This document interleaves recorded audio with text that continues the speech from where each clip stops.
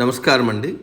భగవద్గీతలో నేడు 15వ అధ్యాయము పురుషోత్తమ ప్రాప్తి యోగమునందు 7వ శ్లోకము తాత్పర్యం వివరిస్తున్నది మీ విజయభాస్కర్.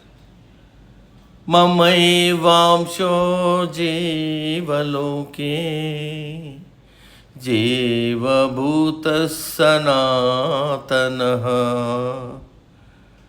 మనశ్శష్టానీంద్రియాణి ప్రకృతిస్థాని కర్షతి. తాత్పర్యం: ఓ అర్జున, ఆది అంతము లేని సనాతనమైన నా అంశయే జీవలోకమందు జీవుడిగా బయట ఉన్న ప్రకృతిని తన మనస్సు మొదలగు ఇంద్రియములతో ఆకర్షిస్తూ ఉంది. ఈ శ్లోకంలో మమైవాంశ అనే పదం వాడారు వ్యాసుల వారు. అంటే పరమాత్మ అంశం అని అర్థం.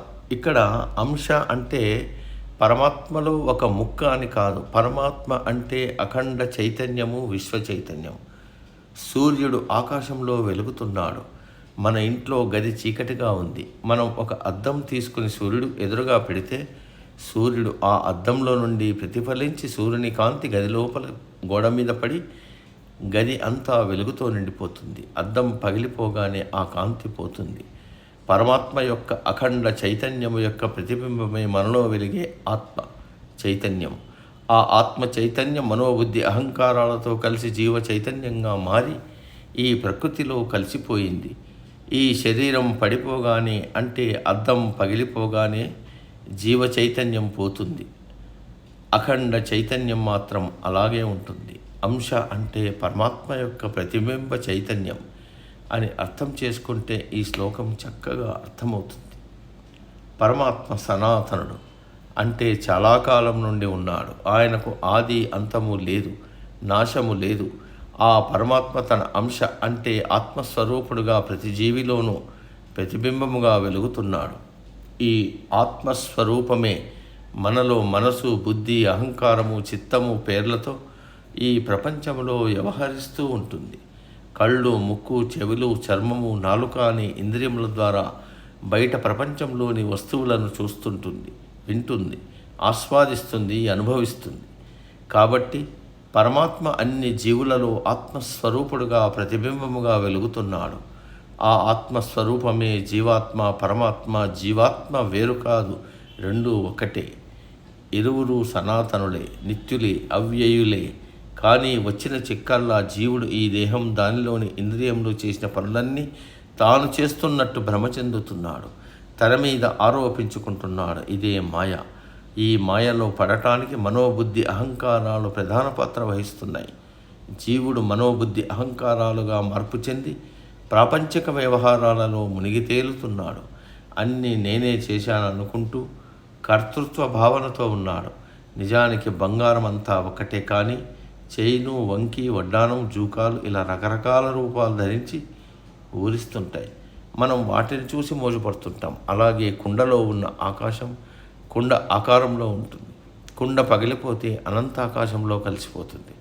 అలాగే జీవుడు తనలో ఉన్న అహంకారాన్ని, కోరికలను, వాసనలను వదిలిపెడితే తన నిజస్వరూపమైన పరిశుద్ధమైన ఆత్మస్వరూపంగా మారి పరమాత్మలతో కలిసిపోతాడు. అదే ముక్తి, మోక్షం.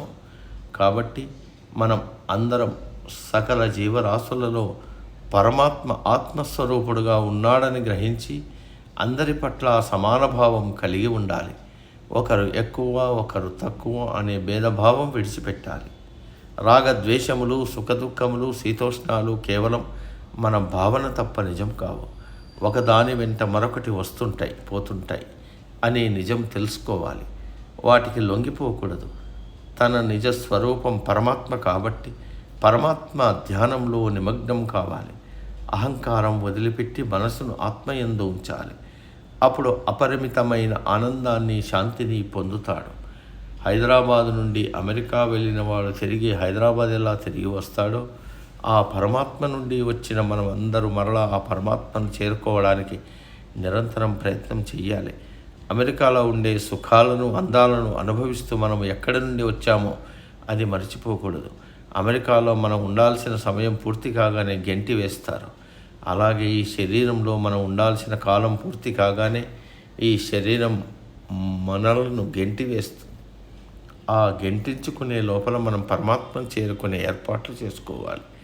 అమెరికా వెళ్ళగానే తిరుగు ప్రయాణానికి టికెట్లు బుక్ చేసుకున్నట్లు పుట్టినప్పటి నుండి మనం పరమాత్మ ఉండే పరమపదానికి తిరుగు ప్రయాణానికి ప్రయత్నాలు ప్రారంభించాలి. నేటికి సమాప్తం. తదుపరి శ్లోకం రేపటి రోజు. సర్వే జన సుఖినో భవంతు. అందరూ బాగుండాలి, అందులో మనం ఉండాలి.